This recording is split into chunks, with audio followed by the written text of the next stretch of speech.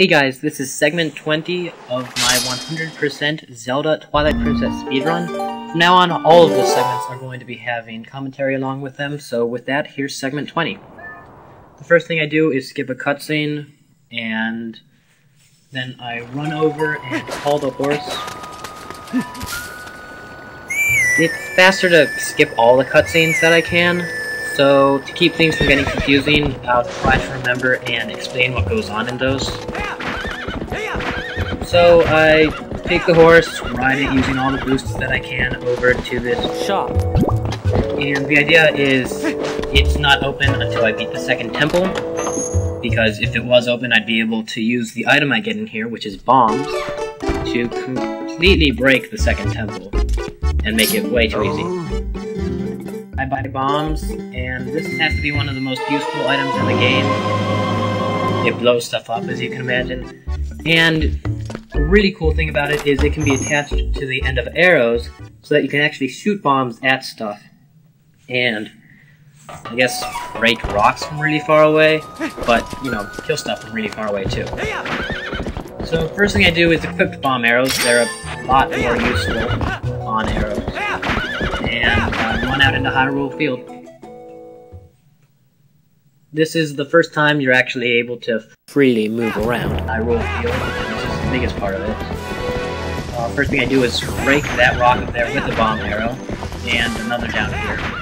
And those two are blocking a path that I will be using later in the game to run up and find a heart piece, which is required. I have to get all heart pieces, all golden bugs, all upgrades, all tunics, like the Zora tunic and some other things. Spoilers. Also, basically everything in the game. All items, and anything collectible that I'm forgetting. Let's see, fishing journal, everything that the mailman gives you, that sort of stuff. What I did there was I got off the horse to go get a golden bug, number 6, maybe, and then I run over here for golden bug number 7, using boosts, because, you know, the idea is to go fast. It's too high up, so I use the boomerang. And then I get back on the horse, run across the bridge, and there is a cutscene that I need to activate as far away as possible and mainly as close to the bridge as possible. So I use bomb arrows to blow up a few rocks, and once those are blown up, it triggers a cutscene where a portal comes and zaps the bridge, I guess. But what it does is it steals half of it, so I can't get across that bridge anymore. Then it drops a few shadow assassins down, and the reason I need to be close to the bridge is I'm going to be getting off the horse really soon to go kill those. Yep. The idea with shadow assassins is if you don't kill them all at once, or at least if there's one left alive when the others are dead, it will do some sort of weird, creepy scream thing that brings the others back to life. So you have to kill at least the last 2 at once.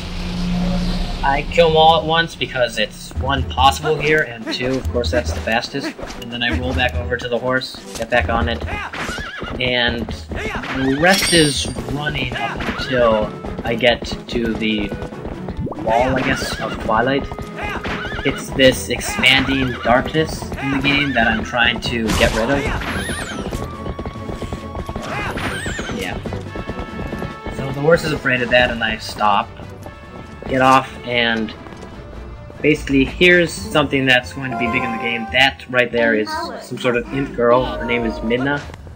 She's like the guide in this game, and she talks to you a lot, so if I ever say Midna, it's going to be referring to that imp thing. Right there, she lets me walk through that wall into the Twilight, and in the Twilight, nothing that's like a living creature can survive. So either it dies, or it does what I do there and turns into a Twilight version of itself, which is a wolf, which really sounds a lot like the series I'm not very fond of, with wolves and Twilight and stuff. Anyway, the plus to that is the wolf link can run much faster. So, what with the amount of ground that needs to be covered in this segment, most of it is running around the rest of Hyrule Field and the paths that connect them. It's very good to move quickly. I skip a couple of cutscenes. That one right there is her explaining that in the distance is Hyrule Castle. That's going to be big in the game. And then, well, the rest of the segment is running. I don't stop to kill any enemies because, as you can imagine, that would be slower, and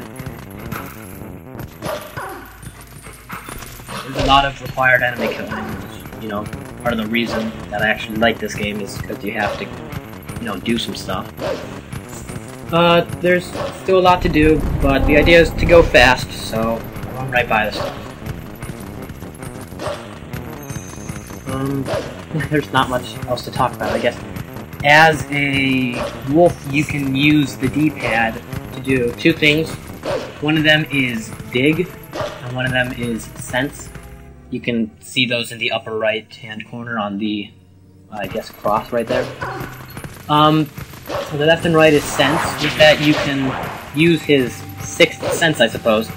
And basically, that's like being able to see if there's stuff in the ground just because you can sense it, or follow a scent, like I would have been able to a minute ago if I was playing this for my first time and had no idea where I was going. Dig can let you, you know, dig into the ground, and that means that if there is a soft patch of soil, I can dig into the ground and, like, I guess underground.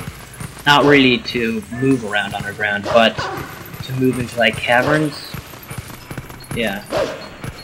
Right here I skip a cutscene where a couple monsters on either side of the bridge set fire to this black stuff, which is oil. And so that all ignites, and so I don't get burnt alive, I jump off the bridge, and this is the optimal place to save. So I save, and that's the end of segment 20. Thanks for watching. Subscribe, all that.